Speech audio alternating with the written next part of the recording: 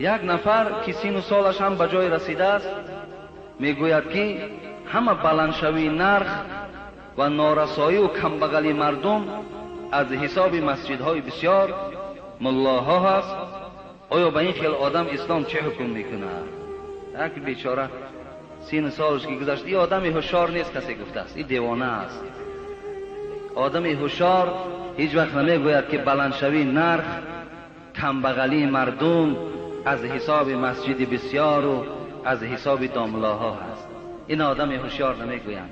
برای همین شاید جین دارد، برادرای جین خون هست، بیاید ما دا مراجعت کند، انشاءالله روان میکنیم به پول حساب خودی من اونا میخواننش. این آدم دیوانه است به خدا قسم. این آدم هوشیار نیست، این آدم بی عقل هست، این آدم بی فراست است. این آدم اگر عقل هم داشته باشد خدا ندارد، شریعت ندارد. این دروغ است. اون پیشانی که تو در زمین میگذاری و در زبانت غیبت مسجد داملا است، تو دروغ میگوی، تو نمازخوان نیستی. این نماز در پیش خدا هیچ قدر و قیمت ندارد. تو چگونه زبانت میگردد مسجد تنقید میکنی؟ چگونه زبانت میگردد از بسیاری مسجد شکایت میکنی؟ تو چگونه مسلمان هستی که داملا را تنقید میکنی؟ داملا چی دلال آورد؟ داملا کسی است که پیغمبر خدا میگوید ان الله و ملائکته و اهل السماوات والارض و اهل السماوات والارض حتى النملة في جحرها و حتی الحوت لیصلون علی معلم الناس خیرا. پیغمبر میگوید، پیغمبر خدا میگوید الله، ملائکه های او آن چیزی که بین زمین و آسمان است، مورچه در سوراخی، مایه های در بحر، در حق داملاها طلب مغفرت میکنند. پیغمبر میگوید در حق عالم ها طلب مغفرت میکنند که خداوند عالم ها را نگه دار که اینها روشنی هستند، اینها چراغ هستند، اینها مردم از راه بد و از راه خطا خبر میدهند. اینا پیغمبر خدا میگوید. پیغمبر خدا میگوید ان الملائکه لتضع اجنحتها لطالب العلم. بسواد بخیرت زمانش گذشت، بس کو تنقید کردن و با تنقید کردن تو عزت عالم کم نمی شود، آبروی عالم کاستن نمی شود. پیغمبر خدا میگوید ملائکه ها لتضع اجنحتها. گوش کنید، حدیث صحیح پیغمبر است. ملائکه ها پرهای خود مثل قالینه که شما در پیشواز یک مهمان میپرتایین، قناتهاشون میگذاشتین، عالم ها بالای اون قطع حرکت میکنن. پیغمبر خدا میگوید، پیغمبر خدا میگوید ان العلماء ورثة الانبیاء. عالم ها وارثای پیغمبرند. تو وارثای پیغمبر سنگ بزنی، تو از وارثای پیغمبر نالان میشوی. و این برکت یعنی همون عالم ها هست که باز کمی برکت در بین ما و شماست. این دعوت واعظ ها هست که کمی در بین ما و شما برکت ها وجود دارد. و تو مولوی جنون گوش کن، به عقل و زینهاری و صد زینهار زبان از رنجش مردان نگه دار. همان قوم برافت مبتلا شد، ز آزار دل مرد خدا شد. آیا آزار دل مرد خدا قیمتی می شود؟ بے برکاتی از آزار دل او می شود، از وجود او، از بسیاری او نمی شود. که 100 بار این جهان از آه دل سوخت، ولیکن به ادب عبرت نآموخت. شناس ای کور دل، ترا میگه شناس ای کور دل، آتش نفس را بکن اندیشه روزی پیش و پس را. سگ از اخلاص آمد جنس آدم، زی به اخلاصی آدم شد زی سگ کم. و شما سگ اصحاب کهف بینه، پی آدمای داملاها را گرفت، روز قیامت شکل آدم میگرد، جنت میرود. لیکن آدمی که حرمت عالم نمیکند، از سگ میگرد درجهش پست است. من به این چی میگویم؟ همون سخن مولوی خدا رحمتش کند. هزاران کاروان رفتند دو دو، هنوز این سگها دارند او او.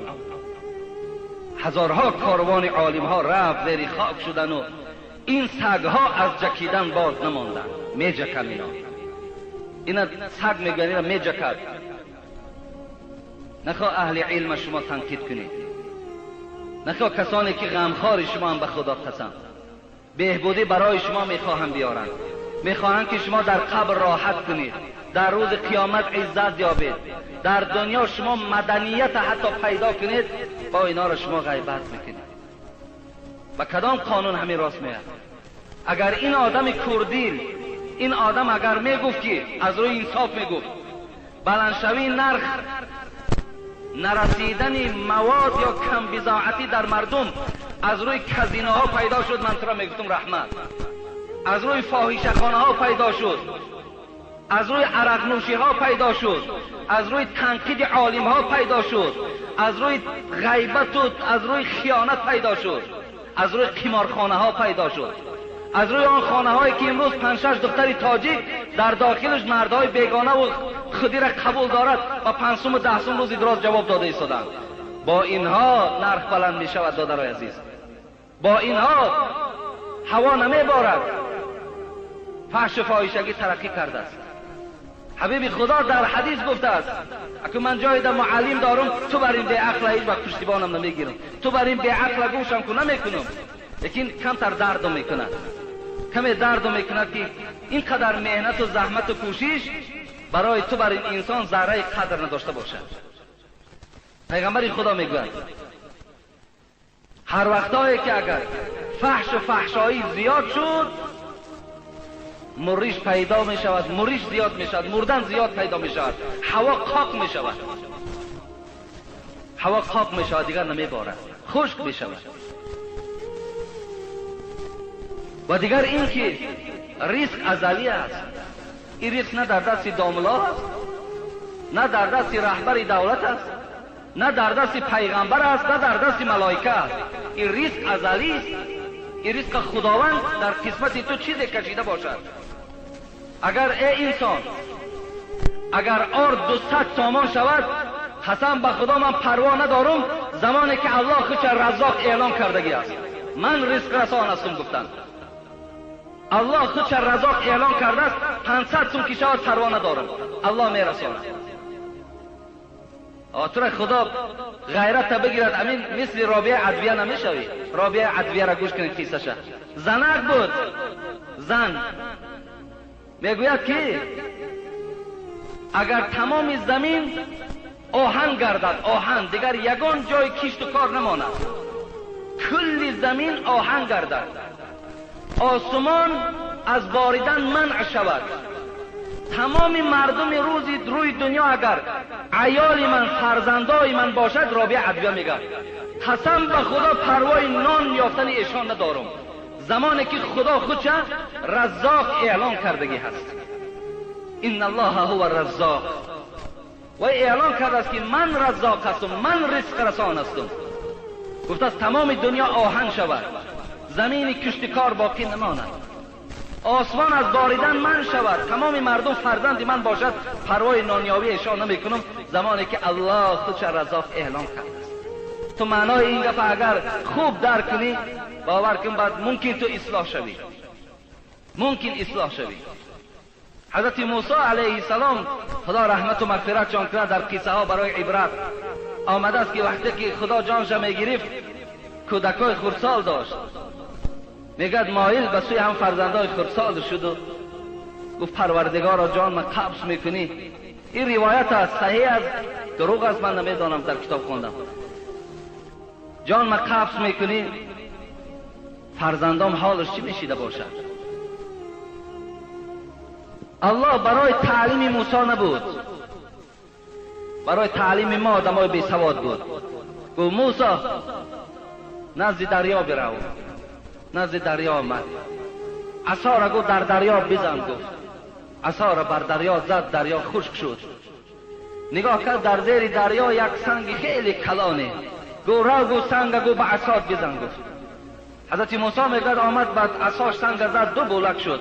داخل سنگ تماشا کن، وقتی نگاه میکنند موسی در داخل سنگ کیرم و در دهان کیرم علف سبز است. الله در داخل سنگ در حال یک کیرم فراموش نمی کند، رزق او را در داخل سنگ میرساند، رزق تو را فراموش میکند.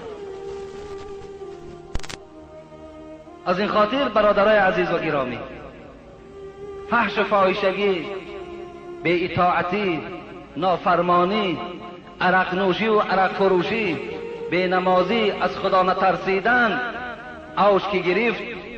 الله اگر رحمان و رحیم باشد، آخه وای قهارم هست، قهارم هست، قهر میکند، جبارم هست، سخت میگیرد. حضرت مولوی میگوید به هر بنده وعید حق نظیر است که ایزی دیرگیر و سختگیر است. دیر میگیرد و سخت میگیرد. ما اصلاح شویم، ما همیشه با دعا باشیم، ما به سوی خدا رجوع کنیم.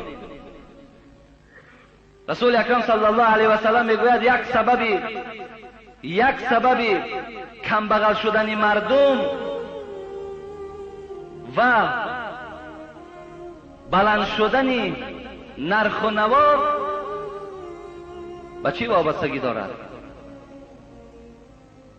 به نبودن موعظه. امر معروف ترک می شود.